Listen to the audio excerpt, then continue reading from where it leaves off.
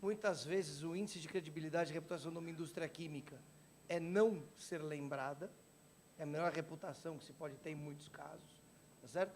Em outros casos, quando você está no mercado de consumo de alta escala, como cartões, você tem que ser insistentemente lembrado. Gozado como reputação para um é low profile, silêncio e seriedade, e para outro é com seriedade, hard sell, posicionamento e diferenciação. E tudo isso está no escopo da reputação. Achei interessantíssimo compor esse painel com dois mundos tão diferentes. Mas só um detalhe. A gente não percebe essa história da indústria química, mas se a gente for parar para pensar, toda a grande inovação de sustentabilidade que virá daqui para frente, na indústria verde, passa pela indústria química. Toda a grande inovação que vier no ramo alimentar, passa pela indústria química. Transportes, passa pela indústria química. E matriz energética, passa pela indústria química. Ou seja, está em tudo que nós temos e fazemos, mas a gente não percebe.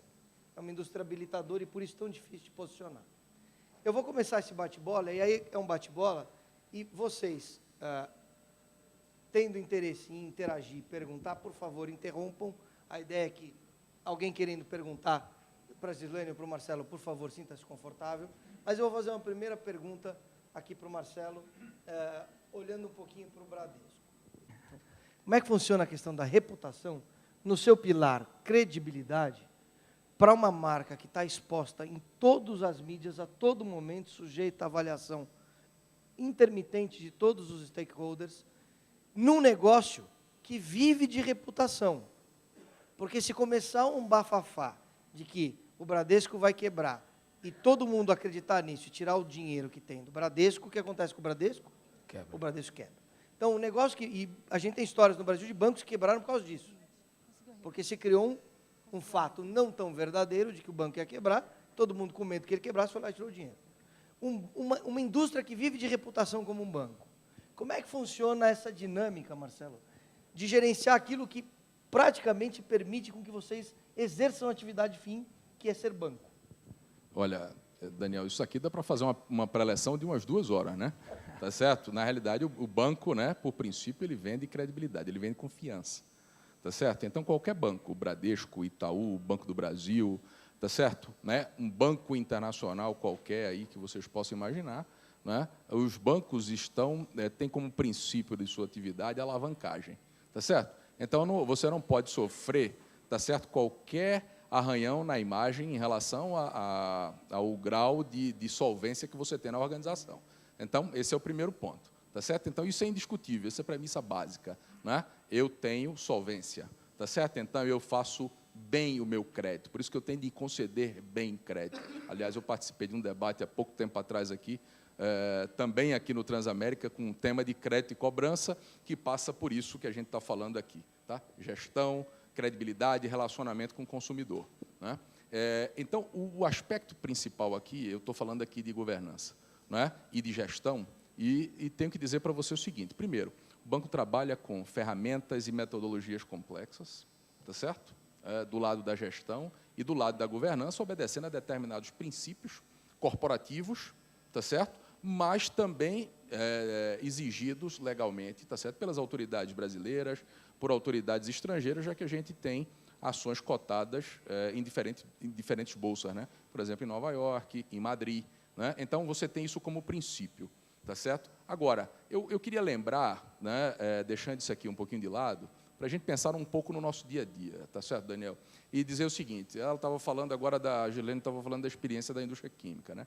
Então, a gente sempre diz o seguinte: a indústria de serviços, né? Onde é que nós estamos? Nós estamos no setor de serviços financeiros, tá certo?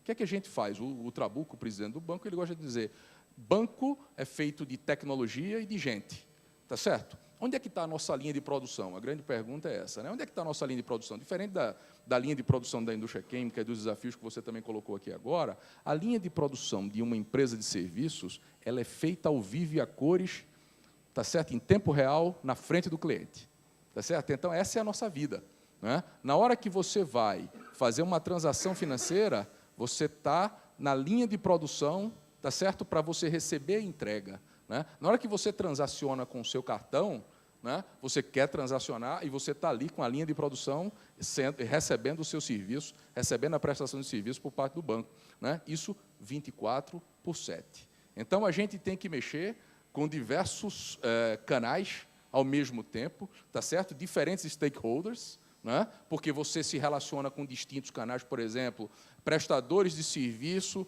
né, que atendem aos ATMs do Bradesco em determinados municípios. Aquele negócio tem que estar funcionando, o cliente tem que ter uma boa experiência naquela hora. Se aquele negócio parar de funcionar, você vai entrar lá no Twitter, vai ver que tem gente postando, tá certo, reclamando que aquele negócio não está funcionando no momento correto. Então, veja, a linha de produção da gente, ela é extremamente desafiadora, tá certo? E a gente vende, então, resumindo a questão, credibilidade e o desafio das empresas de serviço, particularmente das empresas de serviço financeiro, é entregar o serviço ao cliente e a linha de produção acontece em tempo real, naquele mesmo momento. Esse é um grande desafio e que foi multiplicado, Daniel, aliás, você fala muito disso, com as redes sociais, né? Tá certo? Porque você tem a interação do cliente e essa geração que está chegando aqui agora, ela está discutindo com você, né? Tá certo? Ela não está mais aceitando que você coloque uma mensagem lá, ela está discutindo com você, né? Tá certo? E a gente pode discutir cases aqui também, tá? É verdade. Em rede social, eu volto para a Gislaine, a partir pegando o carona aqui, que o Marcelo falou, e falando o seguinte, a rede social para uma indústria como a BASF, do setor químico, com todas as características que você colocou, é um tema, no mínimo, desafiador. Como eu vou interagir com públicos que eu não tenho interesse, mas que têm interesse em mim? Que temas eu vou abordar ou ignorar? Eu tenho direito de não interagir ou não? Quais riscos estão lá na mesa? Enfim, como é que funciona essa visão das redes expandidas de stakeholder, das redes sociais, para uma indústria química, para uma indústria com perfil tão desconhecido da massa das pessoas como a indústria química, mas, ao mesmo tempo, tão estigmatizado? Essa é uma grande questão. Nós estamos agora, esse ano, eu coloquei um desafio, né, para o nosso corpo de liderança e para a nossa equipe, que é o seguinte: mais importante do que a gente saber o que fazer nas redes, ou seja, quais são os instrumentos, os canais, como a gente vai fazer isso, né? Quais seriam os reason whys? Por que a gente tem que estar na rede, né? E aí, então, a gente fez um grupo de trabalho, e isso é uma coisa que está acontecendo globalmente, né? Porque dentro da indústria química é muito importante a gente ter uma disciplina que a gente chama de gerenciamento de risco, porque o nosso negócio ele é de risco, né? Então, não é ali você fazer um Twitter, mandar notícia, você ter um Facebook. Isso tudo são canais que eles existem, que eles saem, aparecem outros, né? O ponto é como a gente vai fazer isso, quais são as comunidades, relembrar um pouco conceitos de públicos, né? Porque a gente tem ainda os públicos interno, externo e misto, mas eles estão hoje redimensionados, ou seja, são as comunidades, são as tribos, o que elas estão falando sobre isso, independente de geração. E, então, esse ano, a gente começou a fazer um trabalho muito forte dentro da organização no Brasil. É muito importante, porque dentro do Grupo BASF, globalmente, nós temos as ferramentas, temos o YouTube, temos o Twitter, temos o Facebook, tudo bacana, que é canal. E aí foi lá para o canal, usando os canais, abrindo os canais, e a gente tem algumas áreas de negócios, como o Daniel colocou, que são mais assíduas, precisam de estar ali na linha de frente com o cliente, com o consumidor. Então, trabalharam canais muito específicos. Mas no corporativo, que é a praia que a gente atua e que é onde a gente trabalha mesmo, a reputação forte do ponto de vista, tanto da credibilidade, do relacionamento, apoiando as áreas, e na parte de imagem, nós estamos finalizando agora um projeto que é justamente ouvir um pouco as expectativas de cada um dos nossos executivos, para que a gente possa trabalhar a diferenciação. Qual seria os interesses, né? Quais são as comunidades que nos interessam? E o que a gente vai fazer na rede? Não só ir, mas o quê? Como, né? Porque eu sempre brinco que na cultura alemã é diferente da brasileira, que as duas juntas elas se mesclam muito bem, que é assim, mais importante do que fazer é como a gente vai fazer, né? E essa parte do como, às vezes, ela demora um pouco mais, porque você tem que fazer um planejamento. E uma das coisas que a gente vem discutindo muito forte é que nem tudo, acho que o Marcelo colocou bem, ele é uma empresa de serviço, que a operação dele é com as pessoas, é com a confiança, e não muda muito na indústria, no nosso negócio, porque o nosso negócio tá bom, é lá produzir, eu tenho a fábrica, mas também é na confiança. Por quê? Muitas vezes, como eu mostrei as pesquisas, vai ter grupos de pressão, vai ter na rede, a gente, se der um search, vai aparecer lá um monte de coisa falando da base, coisas bacanas e muitas coisas ruins. E a pergunta é, nós vamos atacar todo mundo? Nós vamos começar a questionar as pessoas? Não, porque nós não discutimos crença e fé. Quando a gente fala de biotecnologia, por exemplo, que é um campo que a gente está trabalhando fortemente, a gente está falando de crença e fé. As pessoas acreditam no que elas acreditam. E nós não podemos entrar numa discussão pragmática, entrar com pragmatismo, né? Então, a gente tem que... A atitude de simplesmente monitorar e o que fazer, muitas vezes pode ser, não vou fazer nada. E isso não vai afetar a minha reputação. Porque eu tenho outros mecanismos, e aí eu volto de novo, gente, lá no conceito de público, volto lá para o nosso funil. É o relacionamento que vai fazer com que a gente perdure com a reputação. Claro que as mídias são muito importantes. Não estou aqui dizendo não.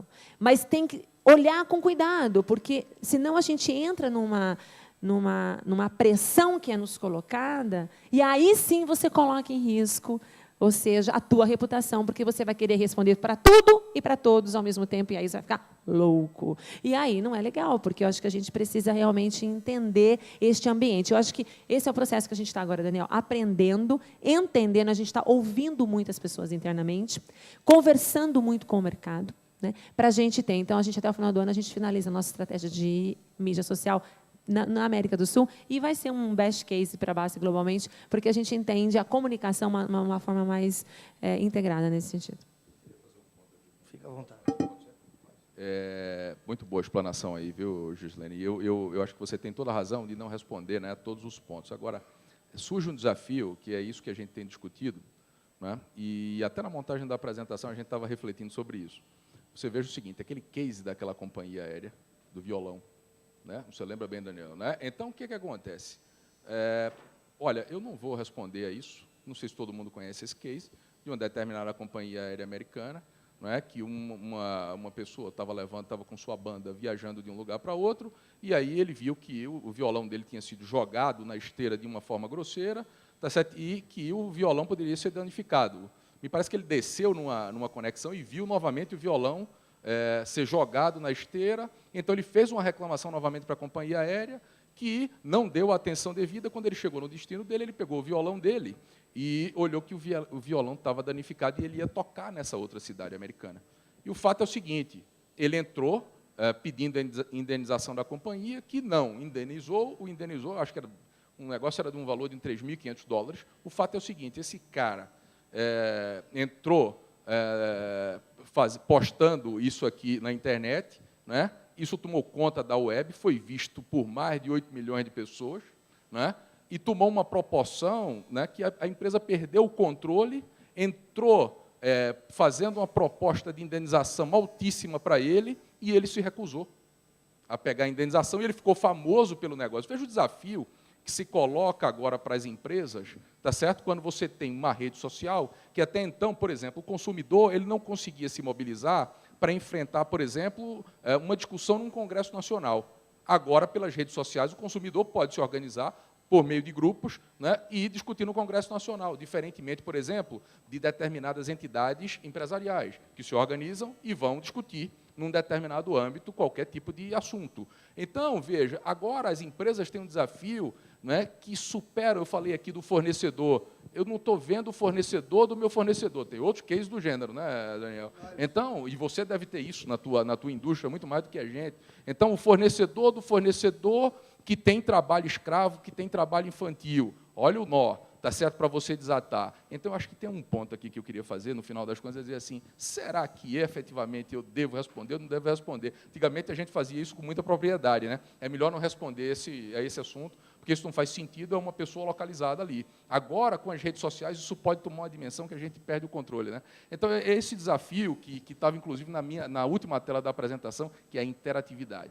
Então, esse negócio, eu posso dizer para vocês o seguinte, as empresas estão aprendendo a lidar com isso, né? Eu acho que a gente ainda não tem um conhecimento pleno de como lidar, né, com isso em sua plenitude. Tá?